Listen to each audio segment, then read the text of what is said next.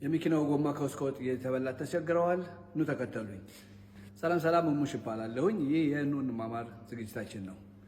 ባለፈው ጊዜ እንደገለጽኩላችሁ መኪና ጎማችን ከውስጥ ወይ ከውጭ ሲበላ የምናያቸውና የምንመረምራቸው ነገሮች አሉ። እነዛን ካስተካከል በኋላ በአራት እግር ማስተካከል ወይ ደግሞ የአራቱን እግር አቋቋም ማስተካከል ወይም በእንግሊዝኛ ፎር ዊል አላይመንት የምንለውን ዛሬ ለማድረግ ስናደግ እናሳያቸዋለን።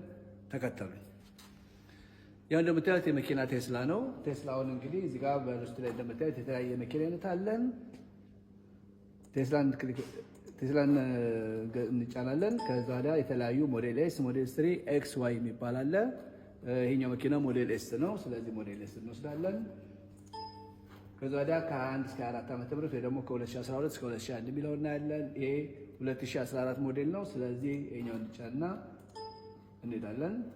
እዚህ ላይ ደግሞ ሲንግል ሞተር እና ዱዋል ሞተር ባለ 4 ሞተር ወይ ደግሞ 2 ሞተር ወይ ደግሞ ባለ 1 ሞተር ይለው። ይሄኛው 1 ሞተር ከኋላ ነው ያለው። ስለዚህ ባለ ሲንግል ሞተር ጋር እናልፋለን። ከዛ ላይ ውስጥ ይሄኛው ደግሞ የሚለው የኤር ሰስፔንሽኑ በአየር የሚሰራ ነው ወይስ ሞላ ያለው ነው ይላል።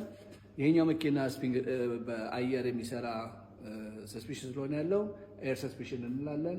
በሱን ኦኬ እናደርጋለን። ያው እንደነገርኳችሁ የኤር ሰስፔንሽን ስለሆነ ከፍታውን መለካት አለብን። ምክንያቱም አራቱም እግር ትክክል ከፍታ እንዳለው እንለካለን ማለት ነው።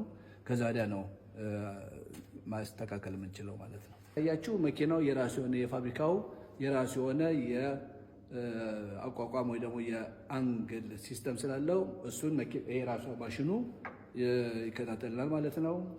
ስለዚህ በዛ መሰረት እናስተካክላለን ማለት ነው።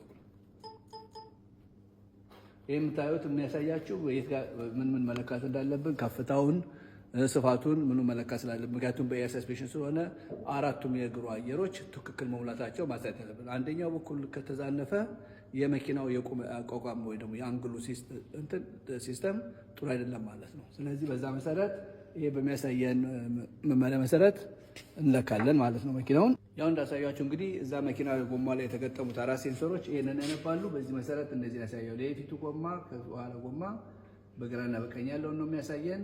ይህ እንግዲህ ማለት መኪናውን ስንገፋው ትክክል ያመጣል ማለት ነው። ተከተሉ።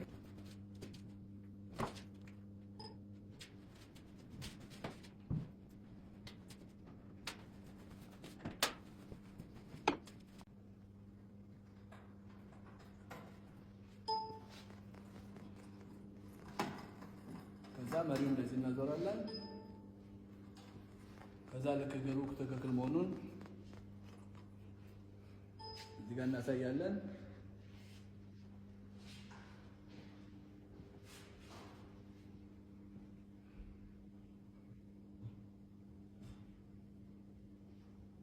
ያው ቅድም ካስተካከለ በኋላ መኪናው መሪው ትክክል መሆኑን በዚህ እናያለን። እዚህ ጋር የውሃ ልክ አለ። በዛ መሰረት ትክክል መሪው ትክክል መሆኑን እናያለን። ከዛ በዚህ በኩል እናስራለን፣ ፍሬኑን እንይዛለን፣ በዚህ መሪው እናስራለን። ምክንያቱም ስናስተካክል እንዳይዛነፍ መሪው ይሄ ማሰሪያ ነው ማለት ነው። ከዛ ወደ ማስተካከሉ እንሄዳለን። ያው እዚህ ላይ እንደምናየው እንግዲህ ይሄ አንግሎቹን ወይ ደግሞ ማዕዘኖቹን ነው የሚያሳየን። ስፔሲንግ ማለት የመኪናው የእግር ጎማ የፊተኛው እግሩ አንግል እንደዚህ ተጣሞ ቆሟል ማለት ነው። እንዲሁም ደግሞ በተጨማሪ ቀጥለን ስናሳይ ለምሳሌ ሁለተኛውን አንግል ይህን ስናሳይ ደግሞ ካምበር ይላል። ካምበር ደግሞ የምንለው የመኪናው ጎማ ወይ እንደዚህ ቆሟል ማለት ነው። ስናስተካክል ነው እሱን የምናውቀው። ካስተርም እንደዚሁ የመኪናው ጎማ ወደ ጎን እንደዚህ ቆሟል ማለት ነው። ስለዚህ እነዚህ 3 አንግሎች በሁሉም መኪና ላይ የሚገኙ ማዕዘኖች ናቸው ወይም አንግሎች ናቸው። ስለዚህ አንዳንድ ቋሚ ነገሮችን ስንለውጥ እነዚህ ማስተካከል አለብን። ያለዛ ጎማ ከውስጥ ወይ ከውጭ ማለቁን አይተውም። እንዲሁም ደግሞ መሪያችን በአንድ በኩል ተጣሞ ወይ ወደ ቀኝ ወደ ግራ ተጣሞ እንሄዳለን ማለት ነው።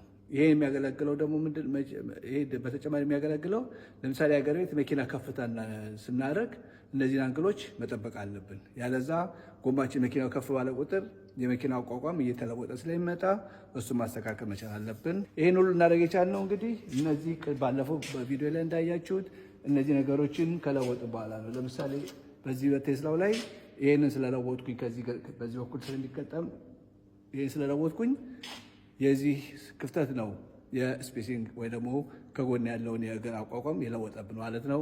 ስለዚህ በዚህ መሰረት እናስተካክላለን። አመሰግናለሁ።